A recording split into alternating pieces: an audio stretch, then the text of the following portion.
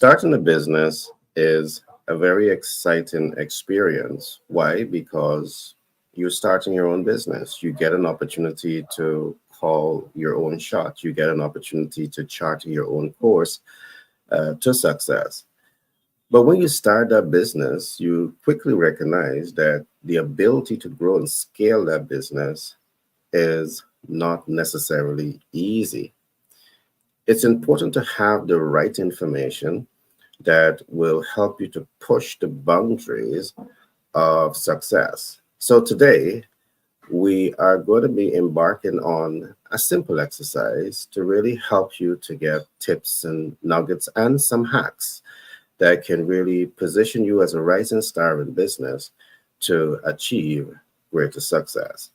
Today, we will be looking at 5 habits to grow your brand and cash flow game plan.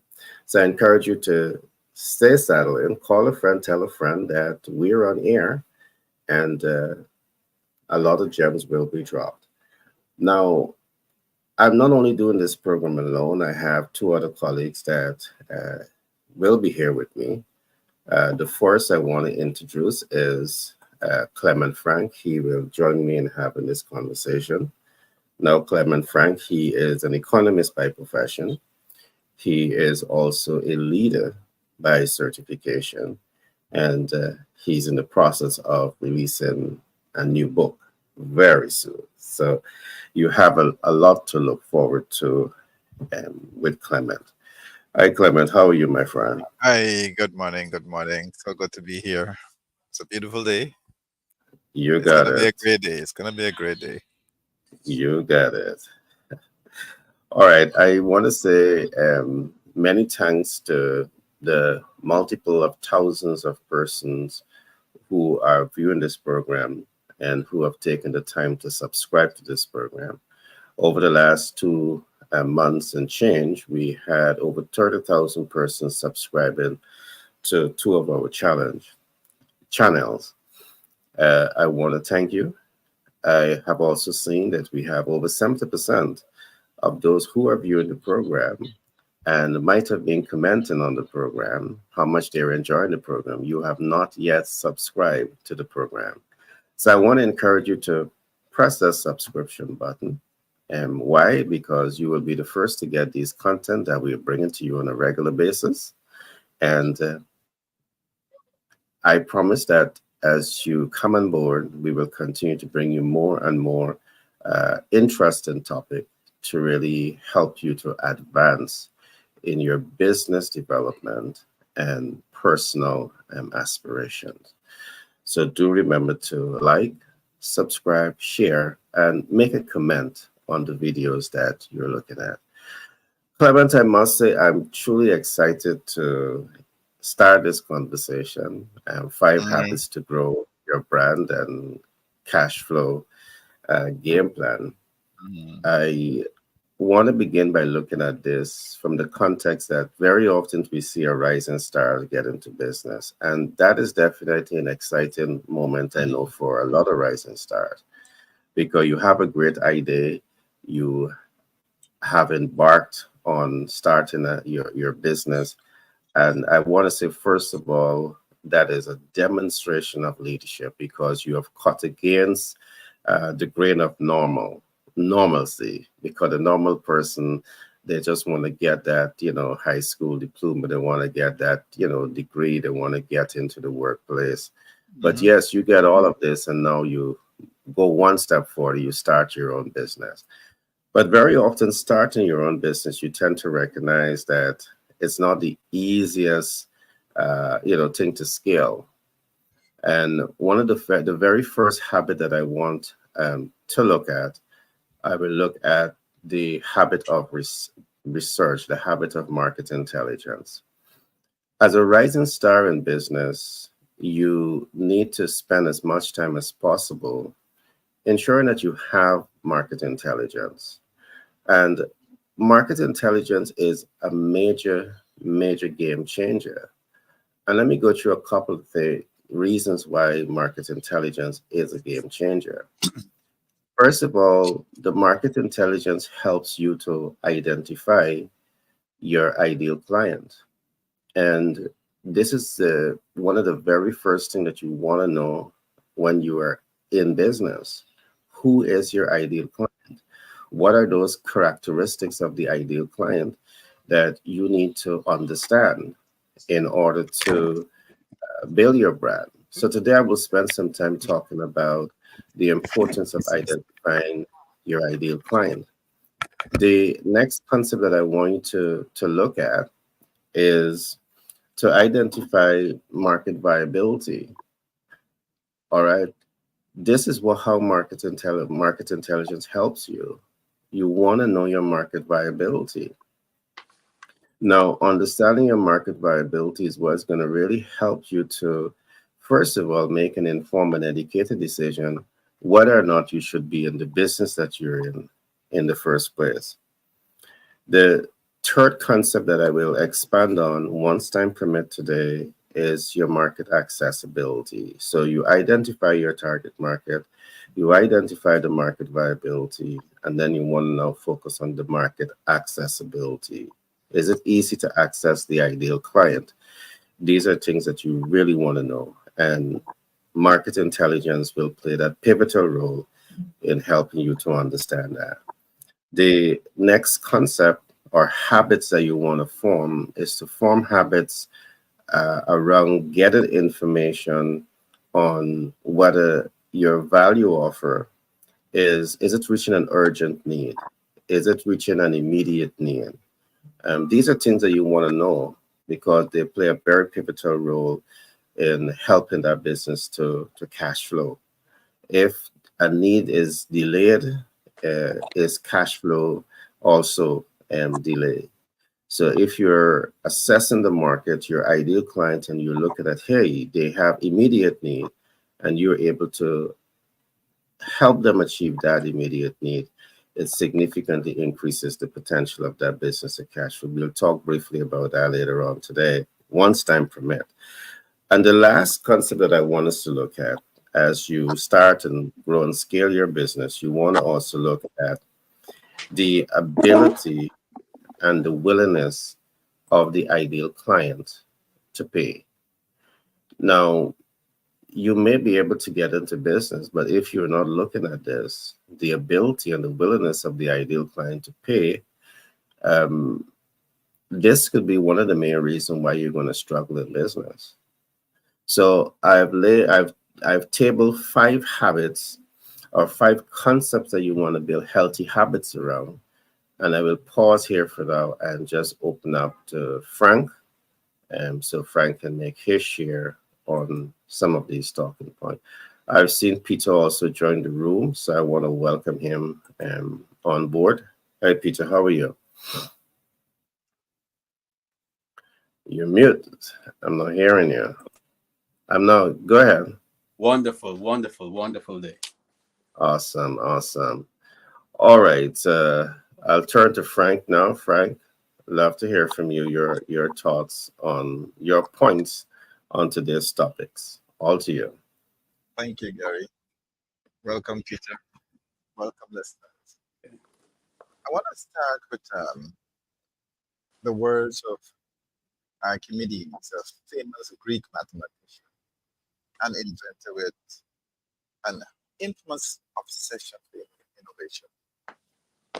And while his words may seem anecdotal or appear to be written for inspirational intent, Archimedes was referring to a real principle which has power to not only the world, but also power a single entrepreneur with the ability to accomplish more than would seem humanly possible.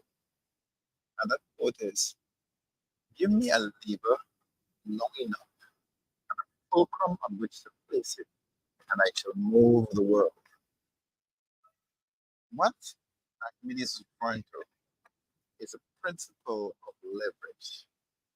And the most powerful human leveraging tool habits are one of the most powerful and free tools that an entrepreneur can invest while building a business. And as you may have already witnessed among your friends, family, neighbors, the habits contain the seeds of both success and Frank, destruction. Hi. Frank, can you pull your mic a little closer to you? You're being like you're clear. Yeah, Hear me better now? fantastic. Much better. So should I go back where I started a little or just continue? Yeah, go back. You can go back from where you started. No problem. Mhm. So what was I was giving you the words of Archimedes, the famous Greek mathematician. He said, "Give me a lever long enough and a fulcrum on which to place it, and I shall move the world." What he was referring to is a principle of leverage. And the most powerful human nurturing tool is habits. I believe that habits are one of the most powerful and free tools that an entrepreneur can enlist in while at the same time building a business. And I refer to friends, family, and acquaintances who have habits, and habits that contain the seeds of both success and destruction. And this means that you enlist the wrong habits, and your business will fail. Enlist the right habits, your business will grow and grow very fast. So, what I'd like to present you with today are five daily habits that you can utilize in your daily walk, you go into how you do your business. These daily habits that can grow your business, that can give you enormous leverage within your business journey. Before we dive into that, let me give you a word of warning.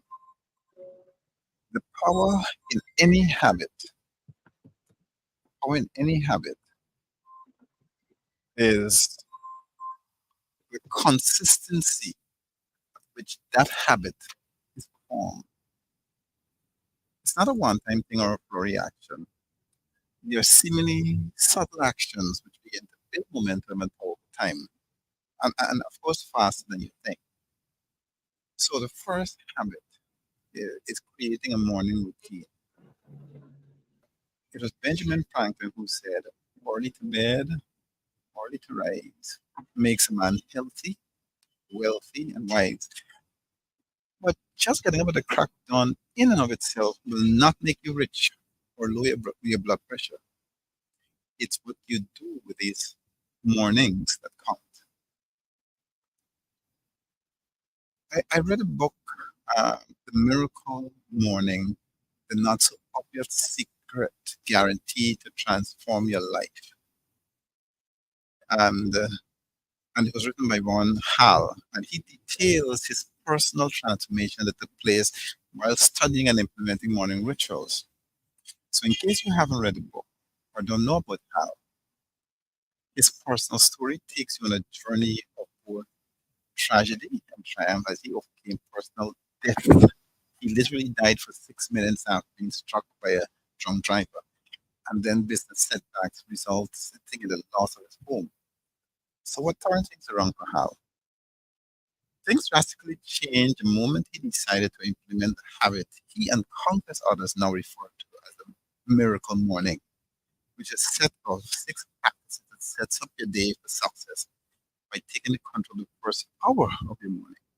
So he breaks down these miracle morning practices into the acronym Life Savers, SAVERS, and the S stands for silence. The A, affirmations, V, visualization, E, exercise, R, reading, S, scribing. Scribing is really writing. But despite being very easy to begin implementing the list, what's even more alluring is how fast Miracle Morning practitioners are seeing results. Not only is the Miracle Morning helping entrepreneurs grow the business, but many people also report that it's completely changing their lives. As Hal reminds us, a great life is built with great days, and great days begin by taking control of your mornings. The second habit is schedule what matters most. If it doesn't get scheduled, it doesn't get done. And what works for me is using 30 minutes chunks of times, and sometimes longer, during which I can schedule everything that will move me forward daily. But before I give you my list, I like to highlight the fact that it's critical to schedule what matters most first. Your time is extremely valuable, and you only got so much work each day. So make sure it's being invested in projects and opportunities that will make the business the biggest impact. So what I do on a regular basis is clear and concise delegation. Having a team is one of the best ways that one can leverage your time. But if you're unclear with the project and its objectives, you will end up frustrating your team and dragging it out longer than it should be. The second thing is responding to email. One of the best tips that I can give is be selective about which emails you respond to. Not all emails should require a reply. So you pay attention to the type of emails you're consistently getting. The other thing that is reach out to people that I've met at conference, especially those just finished conference. Because I'm a huge believer in networking. But handshakes and business cards are not the only first steps. It is what you do with those introductions that matter. Why not make it a goal to reach out and see what value can offer to your newly acquired contact? In my case, I work with revenue authority and has a bit of control on customs. So I say to a person I've met, so you do shipping, you have cargo, you have whatever coming in. So when it's coming, just give me a contact so I can move the process a little faster. So that's one thing. Brainstorming ideas for podcasts, where you create a podcast and securing it doesn't happen by accident. What we're doing here didn't happen by accident. In fact, the easiest part of podcasting is recording the thing. And if there's a medium you plan on leveraging, you'll need to be deliberate about planning your show, how you book guests, and doing research before pressing that record button. And then you get in the building process. The time that you spend on process building is one of the best uses of your time when building a business. I know it's not easy. There will always be something else nagging at your conscience that needs to be done right now. Just remember the only way to create control is to stay in control. Stay in control of your time. So you set aside time for process building. It's really the best way to deal with tomorrow's emergencies. Your list will be different depending on the type of business you're in and the maturity of your business. And the most important takeaway is that you identify the important moving parts and schedule. Right? And I'm just going to run through the other three that I work on, but I won't explain too much into it. I can do that after. You need to focus on what you control. You need to learn to say no often and end each day with tomorrow on paper. Over to you, Gary. All right, great share, Frank. Permit me to, just before coming to Peter, to expand on the very first concept I would have introduced, and that is identify your ideal client. As a rising star in business, the very first habit that you want to own is the habit of identifying your ideal client. Now, why is this so important? Because we see that many rising stars in business, you struggle with this. To identify your ideal client, it means that you also understand two things. One, you understand your MVO. And what is your MVO? Some may call it your value offer. In our context, I call it your minimum viable offer, your most viable offer, or your maximum viable offer. So the MVO represents these three things. Now, as you start a business, you have to focus on one of these three things, or two of them, or some may look at multiple of them. But you really need to pause a bit and understand what value are you bringing to the market. And from the get-go, you want to know if the value is relevant to your minimum viable target market. The minimum may mean those who are at the lower end of consumption. The most viable may mean those who are at the highest spectrum. This might be high net worth individuals.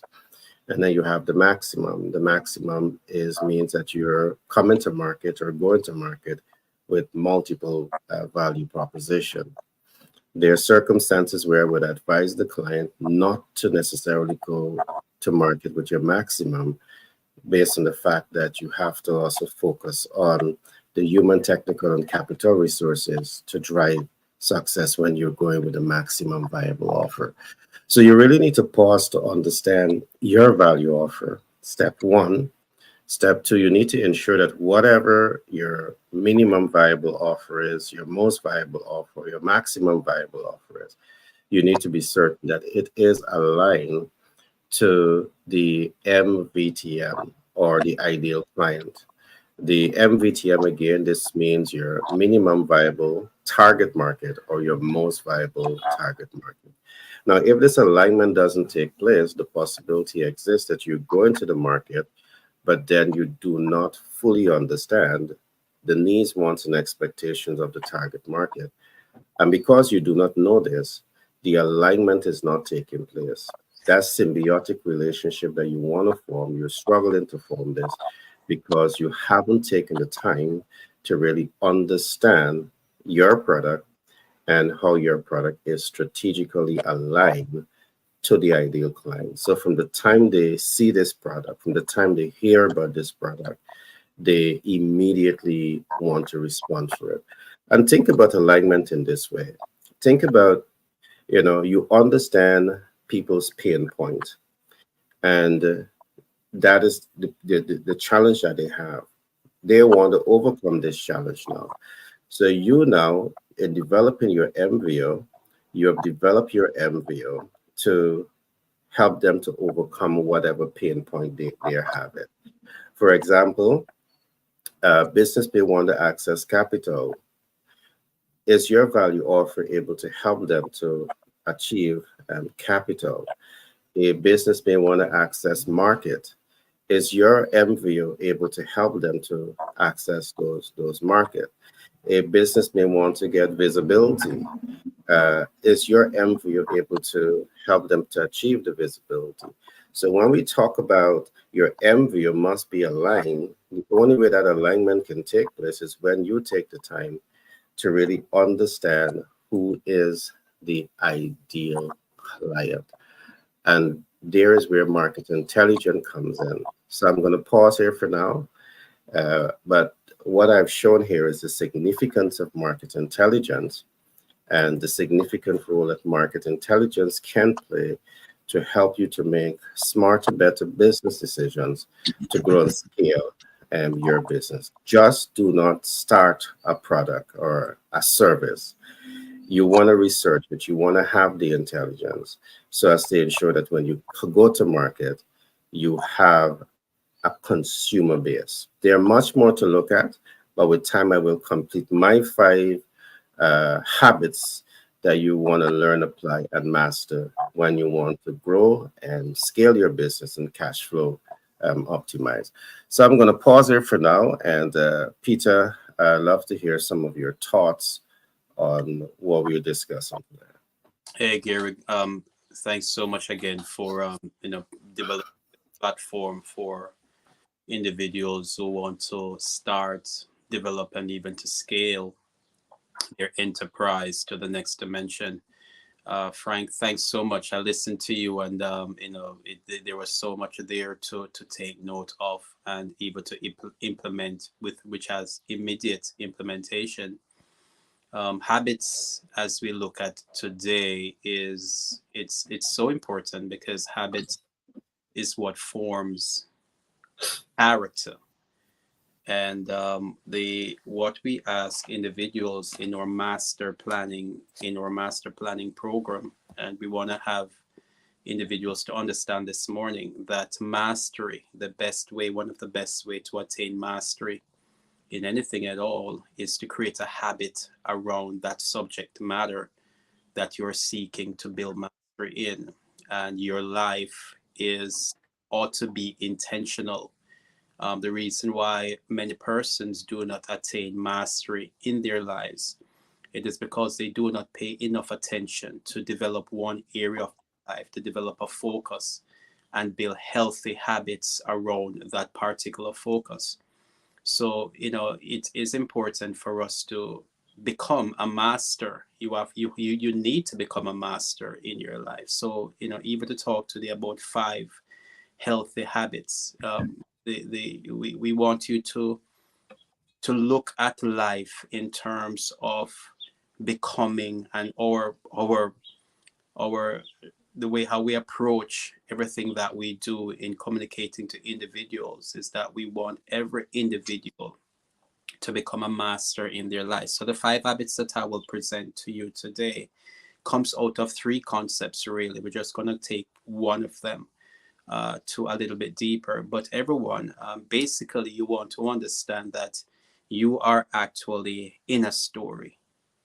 Every individual, you are actually in a story, and if everybody has a story to be told, everybody has a character that must be molded. There is something that you are molding out of your character, and everyone has a solution that has to be solved. But here we want to focus now on the story, and there are 5. It comes out in 5 questions, really, in your storytelling master. We want you to be a master of your story. So here are 5 questions that you can ask yourself.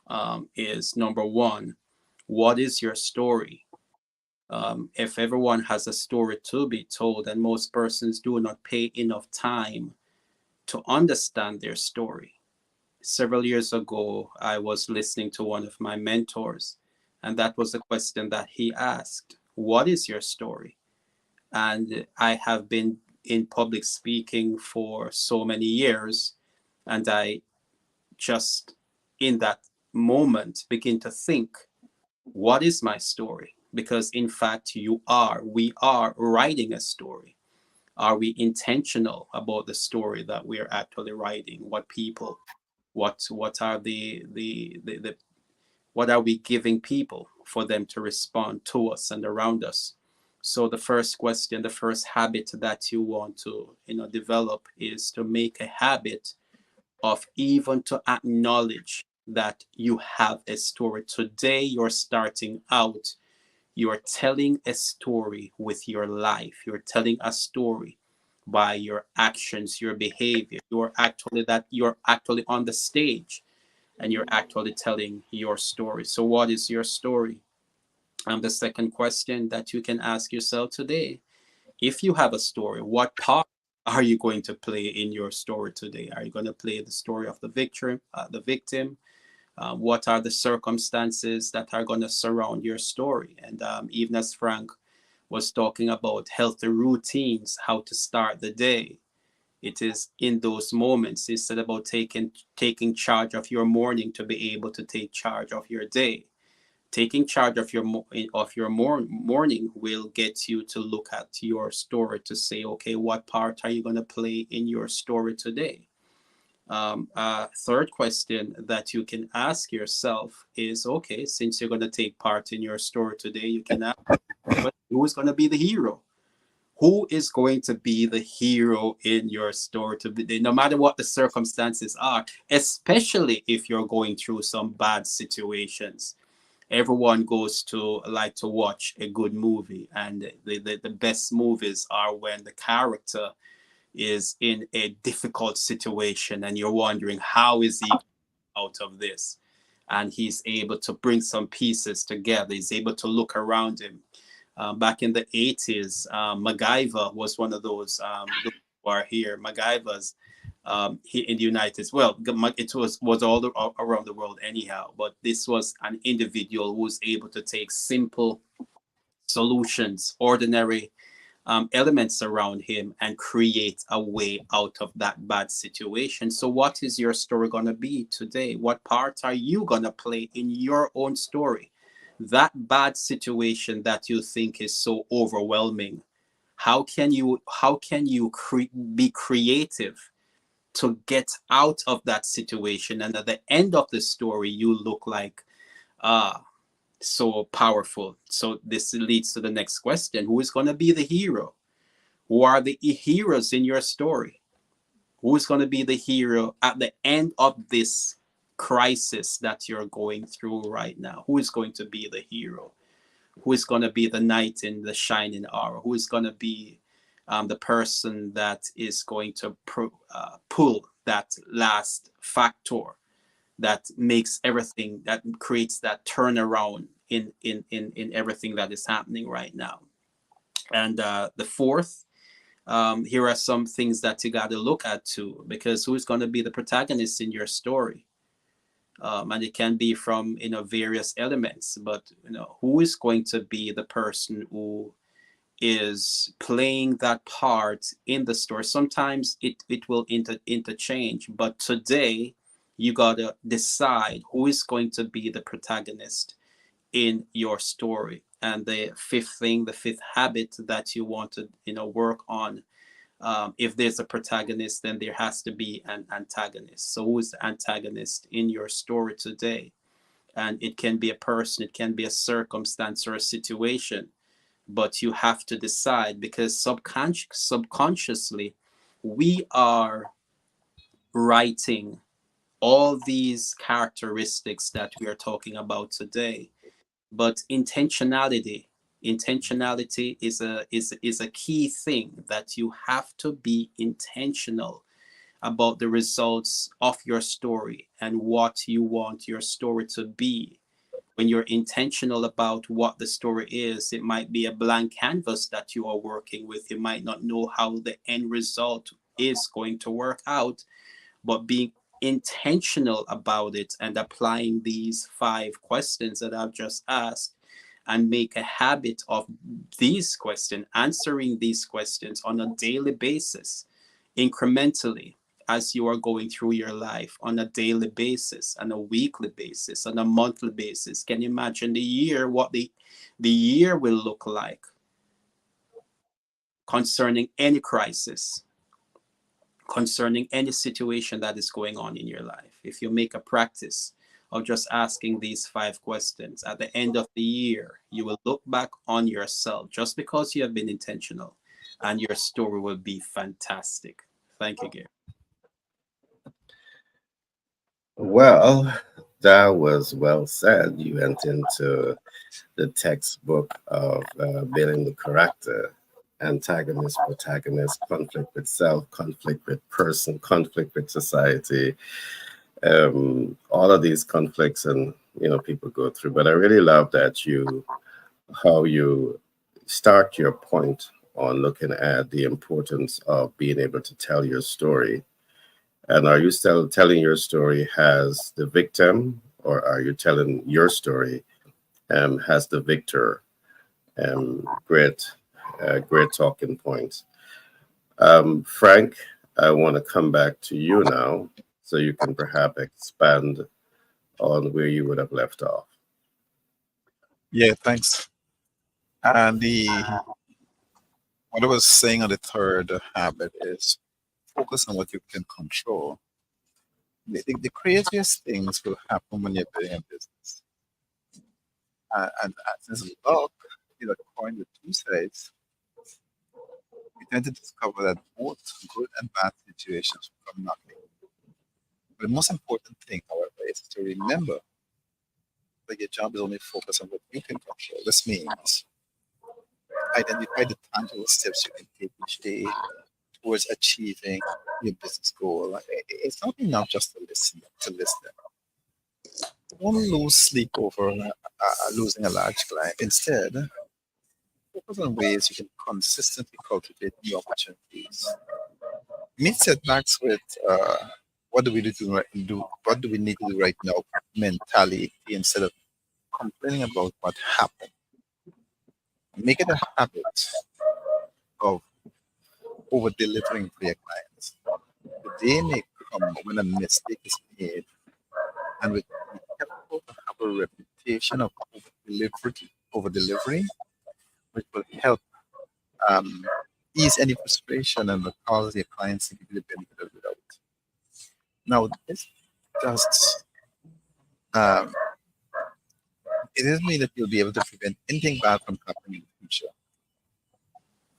The purpose of this habit is to give you a mental relief when the storms of business do strike, and strike they will. But that's okay. You'll soon discover that your biggest breakthroughs and innovations will come as a result of those unforeseen setbacks. So stay focused on what you can control. I said learn to say no often. No, this is a tough one. It's not fun for me. As entrepreneurs, our minds are built to find ways around obstacles and to inspire people that anything's possible. But in order to build a business, you must focus on the actions that will move the business forward. And this is why learning to say no is important. Steve, just put it this way. People think focus means saying yes to the thing you've got to focus on. But that's not what it means. It means saying no to the hundred other ideas that there are. You have to pick carefully. And he said he's actually proud of the things he hasn't done as the things he's done. Innovation is saying no to 1,000 things.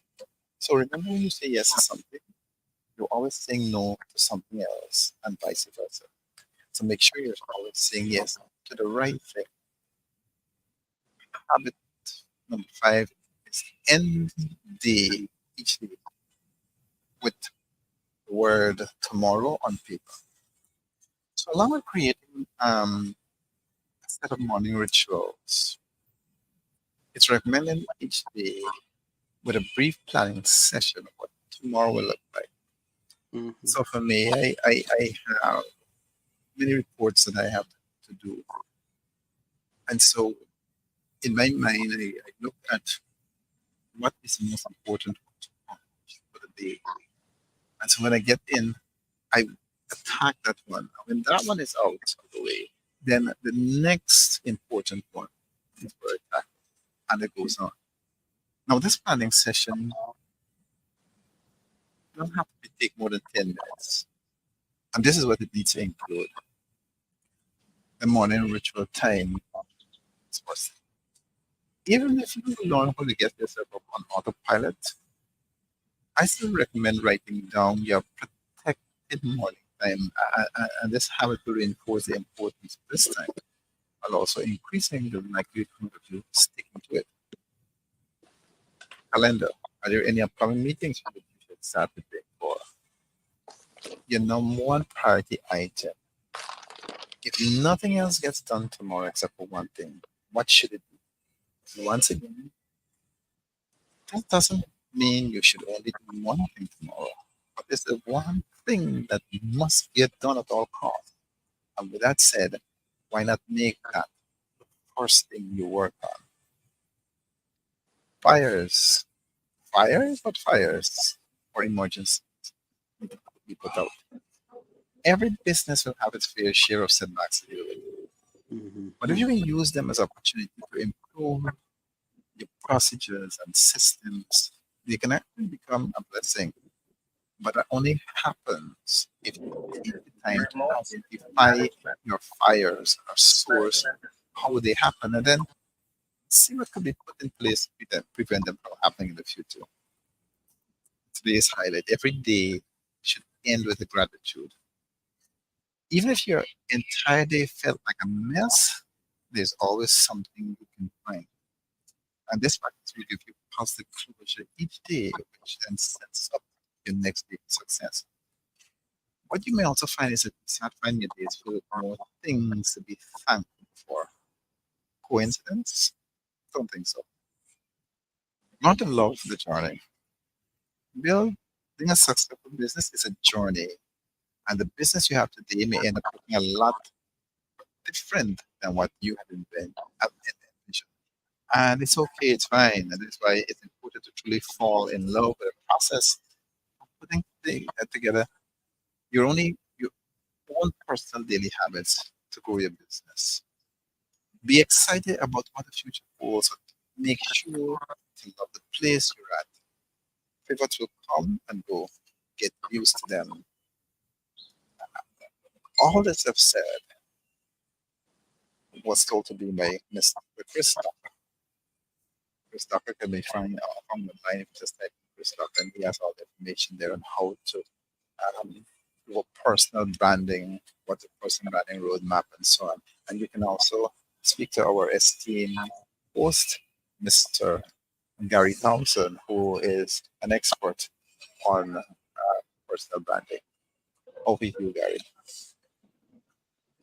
All right, thanks, my friend.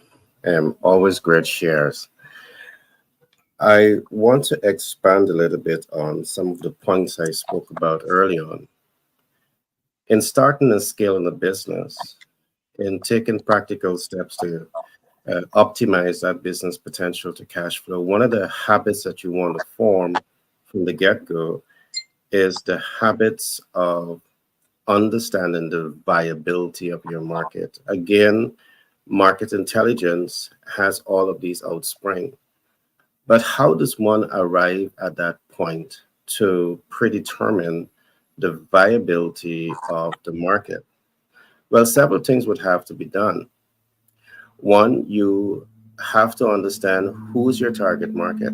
Two, you have to understand the size of your target market because size really helps you to understand viability of the market. Now, as you understand the size of the market, you can then break it down into specific units. That really helps you to understand so much more because viability is not just saying the market size is this and those are the only factors for you to consider. For example, the market may be large, but how do you know if the market has disposable income to invest with you? The market may be large, but how do you know that you are reaching all of the expectations of the ideal client? You have access to that ideal client, and so to look at viability is also saying that you need to take the time to really understand the ideal client and their ability to invest with you. And just let me go through a couple of things. Again, this is why we continue to emphasize viability is going to be based on you identifying the ideal client. Viability will be based on you identifying the geographical disbursement of the ideal client. Because guess what? You may be able to say that the market size is big, but do you know exactly how to connect with? Do you know exactly how to get your products to the ideal client?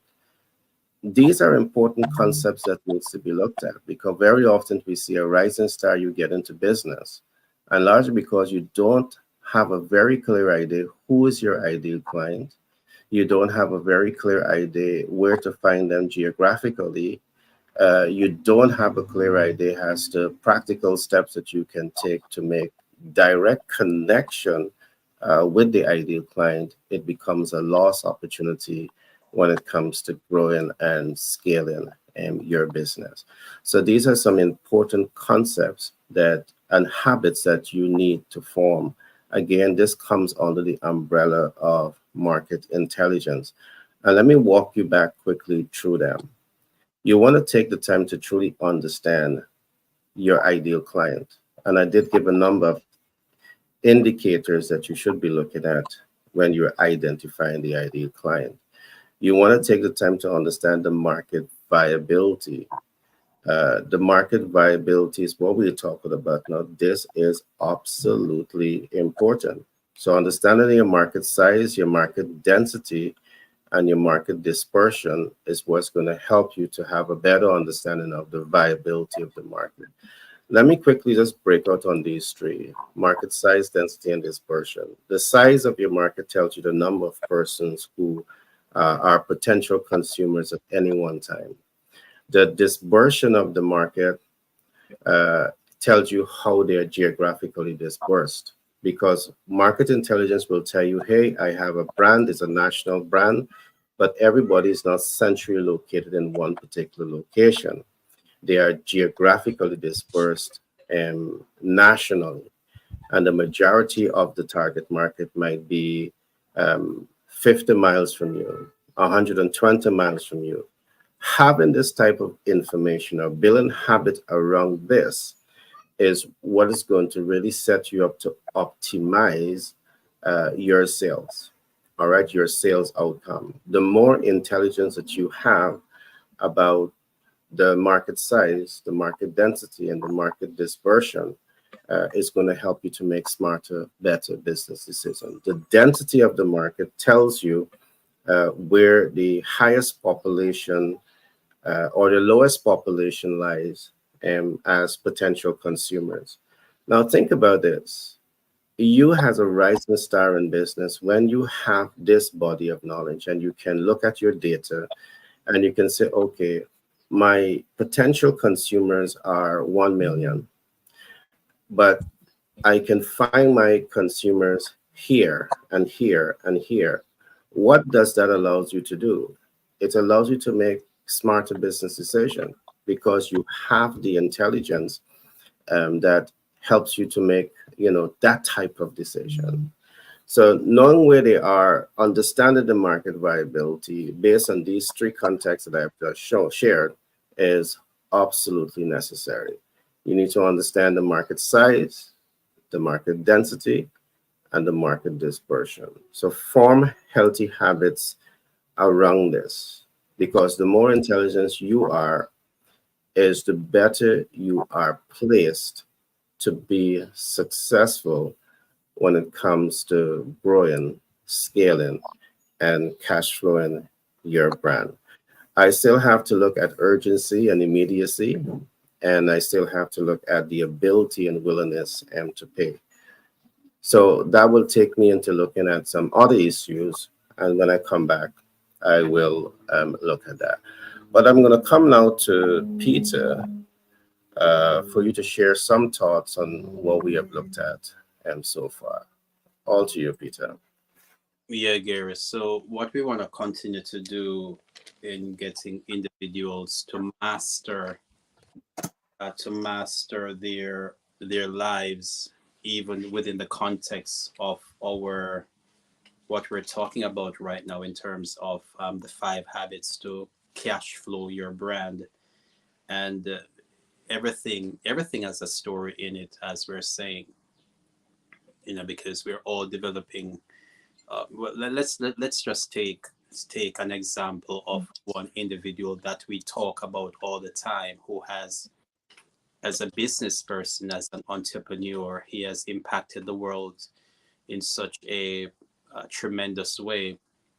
That talking about, he made sure that we do talk about him. Let's look at Steve Jobs. Steve Jobs. Now we're telling his story, and his story will be told for years to come. There are some persons who they will go out of their way at certain times of the year to make sure they get his next gadget, and they are excited to talk about Steve Jobs' life, because he had made sure that he told his story impactfully. And he's no longer here. Michael Jackson, another individual who we will for he has now Michael Jackson is now a legend. Michael Jackson is now a legend. Um, so, how are you going to be so memorable, in your life in such a way? So the question then that we can look at is, what is the plot? What is the plot of your story? How are you going to present your story about your life in such a way by which people will continue to talk about it? Just as how you go to the movies, and when you watch an exciting movie, you go back home and you're telling everybody, wow, you saw this and how it went, and you're so excited to express that. To cash flow or your brand, or to do anything where your business is concerned, you want people to be talking about the experience that they have had about you and your product, your service, which comes back again to you telling a story. And you have to be very intentional about it. So for you to do that, treat your life as a story. Treat your product, treat your service. You're constantly telling the story. So so you're going to look now at, is your story exciting or is it boring? And nobody wants to go to the movie and they watch a story, and they come out, they feel as if, I didn't I wasted my $25 or $30, however much it is, for your that they paid for the ticket, whatever the price tag that's placed on your service. You do not want anybody to look at the money that they invested and they think that it was a waste for them to engage with you. So you gotta, on a regular basis, decide on what story you're telling, and the plot. So the plot, how it's going to start, what is going to be the rise in action concerning the story of yourself and your product or your service, what is going to be the climax, what is going to be the fall in action, what is going to be the resolution. So you're constantly, you got to build this. And going back to what uh, Frank was saying earlier about taking that 10 minutes, taking out that time out of the day to decide what it is, what it's going to be. At the first part of the year, you would have planned what that year is going to look like. At the first part of the month, you're going to plan what that month is going to look like. At the first part of the week, you're going to plan what that week is going to look like. And we're also saying, on a daily basis, just as Frank mentioned a couple of minutes ago, you're going to look at what the day is going to look like. So it's repetitive. So, what is going to be the plot that you'll be working on today? The exposition, how it's going to rise, how it's going to climax, and how it's going to fall, and what is going to be the resolution. And if we constantly make a habit of these practices, certainly, you are building on your story day by day, week by week, month, quarterly, and at the end of the year, you would have told a great story that even somebody else will be happy to tell, even when you're not here. Back to you, Gary. Well, great share again, Peter. But just before I come to Frank, Frank, permit me to stay a minute or two just to do a little bit more expansion on brand viability, the habits around viability. Now, I just want to emphasize a little bit on this point because, again, it's very vital in growing and scaling your business. So you get into business, and how do you know the potential of your business to cash flow? Understanding market size is important. Now, let me bring a graphical example of what I'm talking about. So you might have been a young pharmacist, or you may be a young pharmacist, and you want to set up your pharmacy, but then you don't have information about the industry. Who are your ideal client? Let us say perhaps you have done the research and you have seen that senior citizen may be your ideal client, but how do you reach the point to predetermine the viability of this market? So you have done the research, and what you have seen is that in the market you have 5,000 senior citizens who are demanding products monthly to deal with their, their life health needs. So you have 500,000 persons. How do you do the cash flow analytics here? Your research again is telling you that each of these persons, they invest approximately $1,000 to get their medication, to get their vitamins. So when you calculate 1,000 by $500,000, it tells you that this market cash flows about $100 million per month. So when you do the cash flow analytics of this industry, it is also telling you that it cash flow approximately $1.2 billion annually. So when we talk about market viability, whatever industry you are going into, you want to pause a bit and you want to be able to do this viability analytics. And by doing the viability analytics is what's going to help you to make smarter business decisions. Let me go one step further. You want to also look at your competition in the market. You want to look at market gaps. You want to implement your SWOT analysis. You want to look at your pest analysis. And all of these intelligence is what you are really using to see as you assess the market viability, what are those factors that are going to be enablers to help you to achieve your business strategic objective.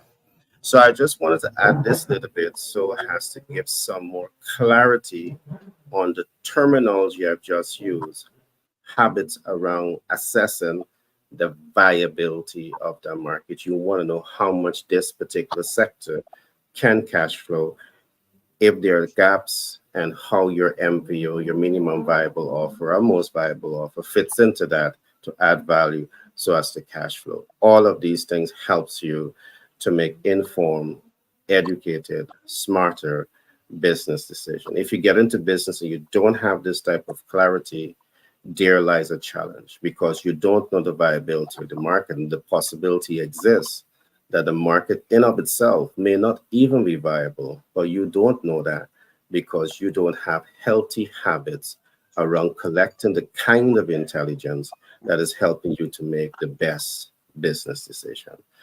So I'm going to pause now and I'm going to come right back to Frank.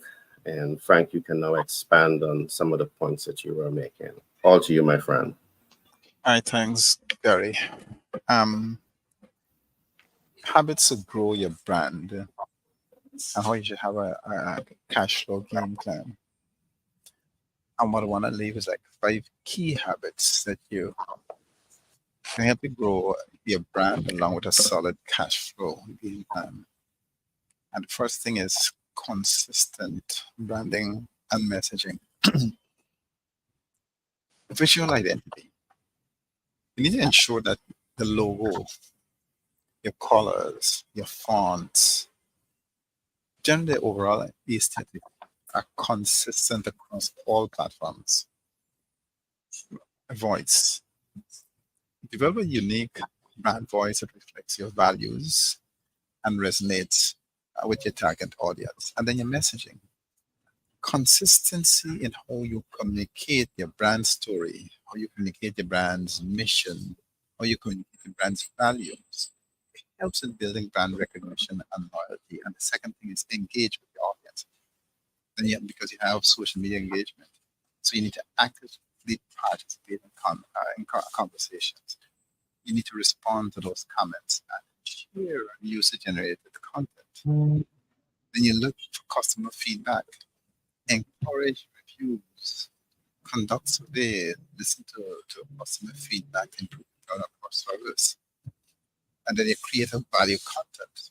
So you share informative, entertaining, or inspiring content that aligns with your brand and provides value to your audience. Build partnerships and collaborations. You need strategic partnerships. Collaborate with complementary brands or influencers to expand your reach. There's cross promotions. Share audiences with other businesses through joint promotions, giveaways, or events. Then you have an affiliate marketing. Implement affiliate programs to incentivize others to promote your products and services. Number 4 is invest in customer experience. How you do the personalization is one way. So you're tailoring your offerings to meet the individual needs and preferences of customers. Streamline purchasing process. Ensure there's a smooth and easy buying process from browsing to checkout. Give excellent support. Provide responsive customer services through various channels to address the customer's concerns so that you can build trust. And you must have financial discipline and planning. So you need to monitor your cash flow regularly. Review your cash flow to understand your income and expenses. Budgeting. You create a detailed budget that includes marketing expenses, operational costs, and growth initiatives. And diversify revenue streams. Explore those new products, the new services, the new markets to reduce that reliance on a single income source. And of course, you need emergency fund. Set aside fund for unexpected expenses or economic downturns. And then you need to come up with your cash flow gain. Your cash flow gain will consist of forecasting. Predict your future cash flow based on historical data, the market trends, and upcoming expenses. Optimize your accounts receivable. So you encourage prompt payments from customers through incentives or shorter pay terms. Control expenses. Regularly review expenses to identify areas where costs can be reduced without compromising quality. Negotiate terms with suppliers. Seek favorable payment with suppliers to manage cash flow gaps. Accessing finance. You need to establish relationships with banks or consider alternative financing options for short-term needs. So if you adopt these habits and implement them, you implement a solid cash flow game plan. You can then strengthen your brand presence. You can build customer loyalty.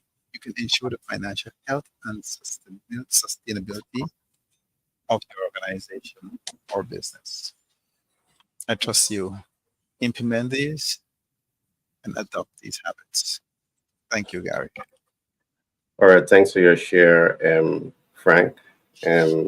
Always a pleasure listening to the kind of information that you're able to present on these platforms.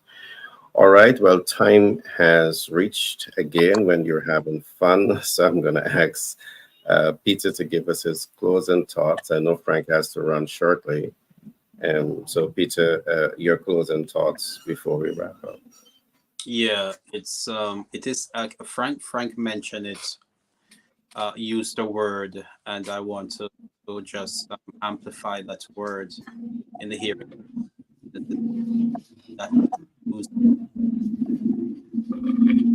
times individuals, they tend to look at setbacks, obstacles, problems, crises as they don't want to deal with that. They lose their oomph, they lose their courage, they lose their fight based upon the setbacks and the circumstances, the pushbacks, the obstacles, problems, crises that they face at any given time in their lives.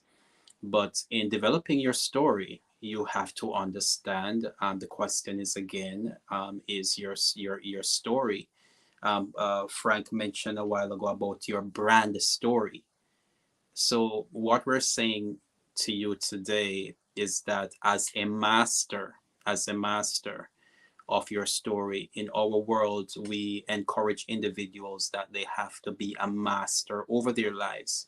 And for you to be a master over your life, you have to be a master. You have to be intentional about having plans. And so we encourage individuals that they ought to have a personal life master plan that must be expanded into their family life master plan. Then you need to expand that into your community and having a corporate plan. So in all of that sense of mastery, mastery only is needed when there are obstacles and there are setbacks, because it's as you learn any master in any practice whatsoever, what it is an individual who has repeatedly or habitually overcome obstacles, challenging setbacks.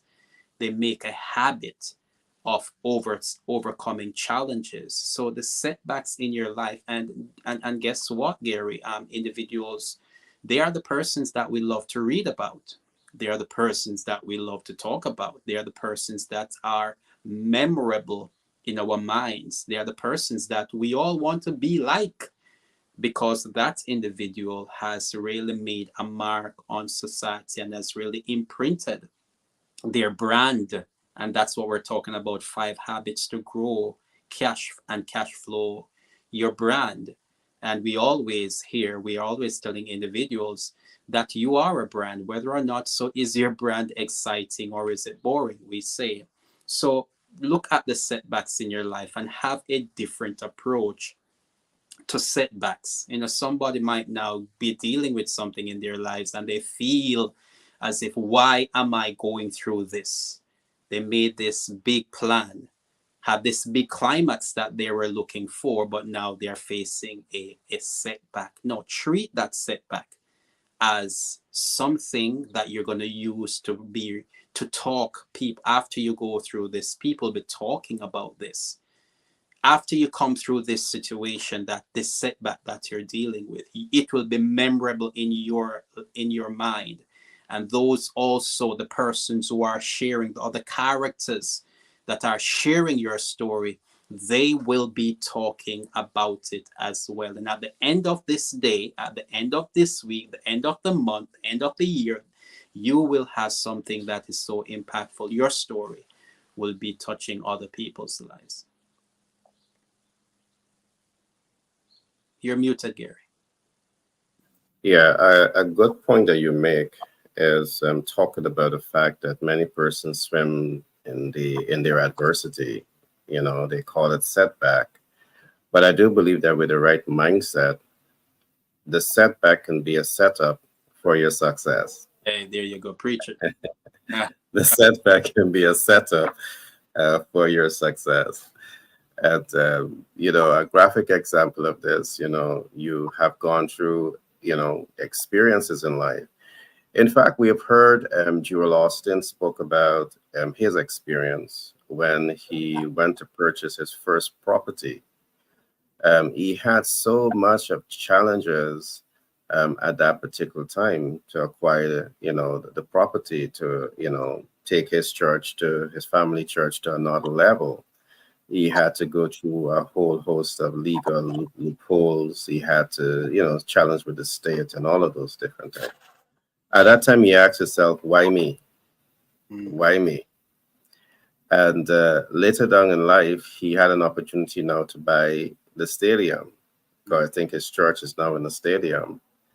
And what has happened, guess what? The same scenario presented itself. At that time, he said, thank God I had the experience right. that I can now do battle with to achieve a bigger, objectives in his life. So I like your statement. See your setbacks as your setup for success. Love it. Now, just to add back to today, my task was to share with you 5 important habits to enhance the growth of your brand and to enhance the business cash flow. And the 5 concepts that I had tabled to look at today is: one, habits around identifying your ideal client, spending time to really get to know your ideal client. This is key. If you don't know your ideal client, you don't know if your value offer aligned to them, and that can be disaster. Second thing, you want to know that the market is viable. The example I've just gave, you're looking at a market with 500,000 person. Their spending power based on data is $1,000 per month. Guess what? You got a $1.2 billion annual, cash flowing industry here. If you have a greater market size, let us say that figure doubles, you have a 2.4 billion market here.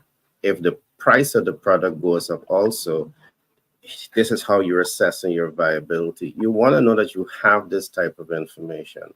So ensure that you have a financial analyst, an accountant, some specialist, if you can't do this for yourself, to work with you. Build habits around this. You want to know that you're getting into a viable industry.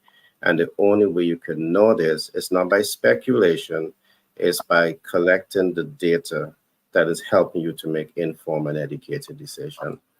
The next point, it doesn't mean makes a lot of sense to get excited that, hey, I have a big market and I can cash flow multiple $1 billion annually, but then you didn't look at access. All right, you didn't look at, can you access this market based on how they are geographically positioned. So you need to look at this. It may cause some heavy lifting. So build habits around this. So as you see the possibilities, you want to know that you have clear access to that market. The next concept that I want to look at here, in the interest of time, I didn't get to go into all of them. Every time you're going after your business idea, you want to ask yourself, is this reaching an urgent and immediate need? Mm-hmm. Why? Because in the case that is suppose that you're dealing with, you know, electrical appliances, it's not every day you may sell a fridge. It's not every day you may sell a stove. All right. It's not every day you may sell, a computer. All right. But guess what? You need to be aware of this. You may make significant return on them. But if you study most businesses that are set up to provide these goods, guess what? They have along with them items that can be considered fast moving consumer goods. And that's to augment the cash flow of the organization. You need to understand all of this. So if you're not meeting an urgent and immediate need, but it has the potential to cash flow, you're still augmenting your business model with areas where you're able to get still daily income, weekly income that makes sense for that business. The last concept that I'm going to share in starting and scaling a business, another habit that you want to do, all of this comes under the umbrella of market intelligence. How do you know the ideal client has the ability and the willingness to pay? Having the ability to pay doesn't mean that they have the willingness to pay. So when we talk about identifying the ideal client, all of the characteristics that I have just looked at is what you need to know. You need to form certain habits around this when you want to grow your brand, cash flow optimize, and make business make sense. All right. You want to know that your ideal client, they're ideal because you understand their characteristics. They're ideal because you know that they have the ability and the willingness to pay for your products and services. Because very often we see that you may be targeting a specific clientele base. They have urgent need, but then they don't have the ability and the willingness to pay you. All right. So your ability to cash flow in your space, if you're targeting this demographic, you may have to look at a sponsor. Sponsor can be government agencies. It could be, some affluent person who want to do some goodwill. And you really have to think deep about this. If you don't, you could end up hurting in the business. Now, I want to share some information as usual. We have talked about it a lot today in terms of habits and 5 habits to grow and cash flow your business. And I want to introduce you to 5 programs that can play a significant role in helping you in this regard. The first program that I want you to consider is 1 degree to success. Every step in the right direction is 1 degree to success. But do you understand what is the right direction to start taking when you want to optimize your success? This program really helps you to understand that. Some of the things that you will learn is what are the fastest ways to cash flow? And we will really help you to understand this and unlock the story behind all of this. So take some time, go to this website, which is bestsellerportal.org. Take some time and look at what we are doing. Look at the front page, and you'll get a lot of information on this program. The second program that I want to share with you is Business Success Blueprint. What I love about this program is that this program really talks to you about strategic leadership. And strategic leadership has a lot to do with your board of directors. It has a lot to do with perhaps, some of your investors. It has a lot to do with your visionary. And we introduced that concept that we talk about the art of thinking ahead, seeing beyond problems, and taking informed action to achieve desired results. In forming your operation, you want to be certain that at the strategic, tactical, and operational level, you have the best minds to help you navigate the growth curve, to help you navigate the pitfalls of your business. And so a lot of emphasis is placed on the critical thinking mindset that is desire of the strategic, tactical, and operational leadership to really drive your business success. So this goes into a lot of information. You will also learn about the influencer economy, and that's how to bring influencer best practices to the business model to help drive the business success. And of course, we'll talk about elements of capital market. On this platform, you will learn a lot about what is debt, equity, credit, creative financing, hard money lending, equity financing, and how all this play a role in helping the business. The beauty about this program here also, because of what we do, it's not just a theory. Everything we could help you roll out in the practical sense, and along with access to capital, we can also help you with this in the practical sense too. So if your business is set up in the US, 50 states, and you need access to capital, we can help you get access to capital, whether it's debt, equity, credit, creative financing, hard money lending, equity, and funding. We can help you access all of that. So this is a beautiful program. This is a free program. I don't know for how much longer it's going to be free. So I encourage you to tap into this program, become a part of the community so you have this type of information to move your business forward. The next concept program that we have here is the GIP initiative. This is a super duper program. What does GIP stand for? It stands for Global Influencers Partners Program. What we emphasize about this is that you may have a business, you may even have a thriving business, but do you have an influencer in your organization? Now, think about this. If you're to take your salespeople and you're training your salespeople and positioning them to become influencers, how much more do you believe they can optimize the growth of your business? Every sales executive, they have to go through a growth curve that we call the know, like, and trust. With the Influencer Partners Program, you break down that know, like, and trust factor and accelerate the confidence, trust, and credibility. And that in of itself sets the stage up for your brand to be better positioned to be successful. So all the programs that we're offering, they are significantly designed to help business to achieve more in a shorter period of time. Or the last program I'm going to introduce to you now, this is the fourth one, is Cash Flow Incubator. This is the Cash Flow Incubator. And the beauty about this program, you might have a business, you may have proper systems set up, you have access to, to market. And what if you are to think of, can I set up my business? Can I adopt new best practices that can help my business to cash flow significant amount of monies that at the end of the day, my bottom line is looking good? You can do all of this passively, because once you set the infrastructure, the systems are already in place for you to cash flow. So you could be working and cash flowing differently. You could be sleeping and cash flowing, and the best time to earn is when you sleep. This particular program, Cash Flow Incubator, will really help you to understand all of that. It's a beautiful program for business, and it's also a beautiful program for the average Joe who wants to really understand cash flow and systems.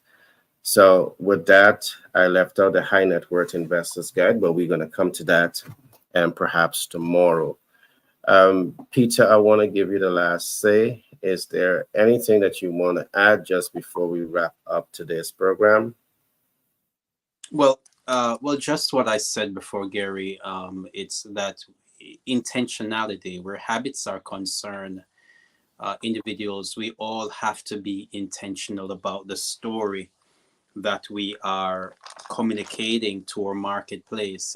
We just want to keep on letting everybody know as they're this developing mastery over their lives. Mastery requires that you practice. It's not something that can be attained just by the of a finger. You have to practice, and practice is intentional.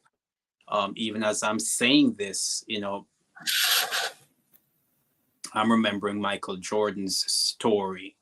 I'm remembering his story that he or that he will never be a good basketball player, but he made his mind. He decided what story he was going to tell. He decided what story will be told about him. And so he created a design, a practice every day when he goes to the court after everyone else has left. He decided that he was going to make a certain number of shots into the net. I'm not a basketball fan.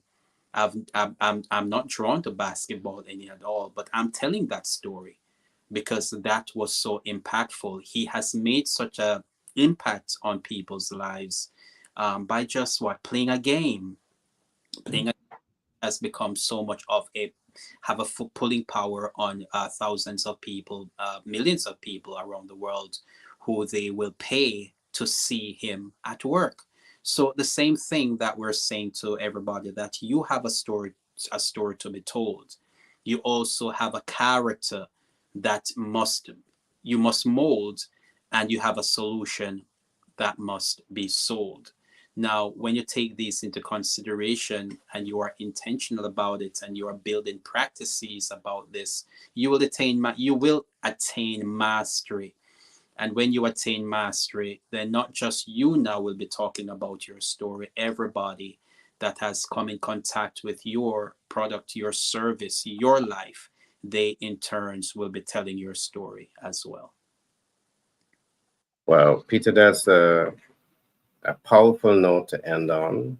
And I think that we all owe it to ourselves to master who we are. And I really love the programs that you're running and that talks about the personal life master plan, the family life master plan, community life master plan, and by extension, having the corporate life master plan. I do believe having these plans really puts you in a position of strength to anticipate the desired outcome that you have, not only for yourself, but your family and other critical stakeholders in your life. So, mastering you, it is something that it's a good habit, and perhaps it is a subject matter that we need to amplify some more. And let me say this. I do believe that any individual that has reached a point or have made the commitment to at least master who they are, they become a great asset not only to themselves, but to Mm-hmm. the organization in which you're working for, because you're striving for excellence. Mm-hmm. You're striving for greatness. You're striving for self actualization. And you're doing this intentionally. You're doing this deliberately. You're doing this, anxiously every day, day in and day out, because you're making that solid commitment to master who you are. And I think that, with that in mind, um, you know, we can expect so much more from humanity. And that story with Michael Jordan, I really love it because when the world canceled him, he said, "No, I'm not going to cancel on me. I'm Mm-hmm. going to believe in me, and I'm going to commit every day to my life. I'm going to commit multiple hours every day to master me." It's a commitment that you have to make for yourself. Right. And What I love about that story is that no one has that power to prophesy negatively over your life. If they want to prophesy positive, kudos, but do not give society the power to prophesy negatively over your life. You have to take your life into your hands, and you got to be the deciding factor who's going to be molding it and shaping it and making it into what it ought to be. And that's where personal life, family life, community life, corporate life, master planning comes into And play. if I just may just add, Gary, that it is all gonna boil down to legacy. Individuals, what are you gonna pass on to the next generation? So we're gonna even remind individual if they want to hear, some more about how they do this master planning that we're talking about right now. My legacy project.net or intention create a project out of our lives, a project that is going to create legacy for the next generation. By mastering ourselves, so if they go to mylegacyproject.net, they can get some more information. Great. Peter, we really have to plan a day where we can do a deep dive and just swim in in what master plan really is. Just swim in that day, and we share all the information with the public. All right, my friend. Great having you as usual. I want to say hello to and thanks to the listening audience. I know that we have persons who are viewing this program from over 50 countries. I want to thank the LinkedIn community who is also viewing and commenting on the program. And I want to thank the over 30,000 persons who have subscribed to this platform over the last 2 months and change. We are seeing that yet 70% of those who are looking, you have not yet subscribed. Perhaps you forget to press that subscription button. So I want to encourage you to like, subscribe, and share. Make a comment. Tell us the topics that you want to hear. And we commit to bring you those topics, and we commit to bring you better and better programs as the channel grow and expand. Peter, I want to thank you for always taking the time to be here, to contribute to the platform, to share with our listening audience, to ensure that they have information that they can go and better their lives and better their business. And with that being said, I want to say have a great rest of the week, and we look forward to doing this again and tomorrow.